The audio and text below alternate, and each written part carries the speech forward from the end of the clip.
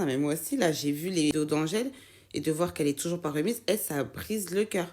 Ça brise le cœur. Mais pour moi, c'était toute une économie, tout un système autour des harceleurs, des harcelés qui fonctionnait, qui rapportait de l'argent, auquel on a tous participé. Et pour moi, on est tous responsables des conséquences d'aujourd'hui, tu vois. Parce que effectivement, tu avais les harceleurs, ces gros bâtards là qui faisaient n'importe quoi et qui revenaient année après année. Ils étaient appelés par les prods parce qu'ils savaient qu'à chaque fois ça faisait de l'audimat. Nous, on allumait nos télés. Il faut arrêter. Voilà. Nous, on allumait nos télés tous les soirs depuis l'île des vérités, parce que c'est à l'île des vérités que l'harcèlement a vraiment commencé.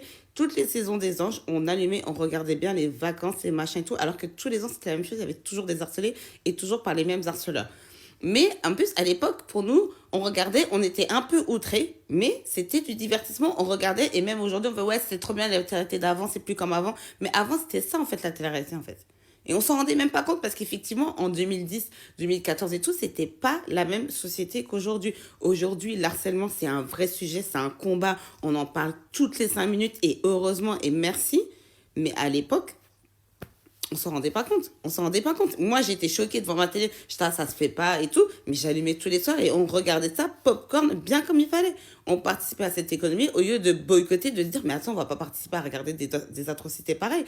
Si le public s'était révolté depuis le début, si on avait été les grands défenseurs qu'on pense être, on aurait éteint nos télés, ils n'auraient pas continué de prendre ces candidats-là, ils n'auraient pas continué de faire ces émissions-là, et surtout de tourner toujours le montage, le storytelling autour d'une victime et de ses agresseurs et de ses harceleurs. Ils auraient arrêté.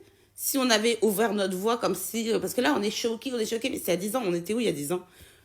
La prod surtout, eux aussi, parce qu'ils savaient très bien ce qu'ils faisaient. Parce que les harceleurs, limite, eux, tu vois, c'est des jeunes teubés. Ils venaient faire le taf. Ils savaient que pour passer à l'écran, il fallait agresser quelqu'un. Pour avoir plus d'abonnés, il fallait, tu vois, avoir une grande gueule, aller dans les clashs et tout ça. Pour la prod, eux, c'est les professionnels, d'accord? Ils ont 40 balais, ils savaient très bien ce qu'ils faisaient. Et c'est sûr qu'ils les poussaient de ouf à faire ces harcèlements-là. Mais tous, eux, les Nadège, les Coralie, elle a jamais rien et tout parce que c'était pas la pire, mais elle était toujours derrière à ricaner.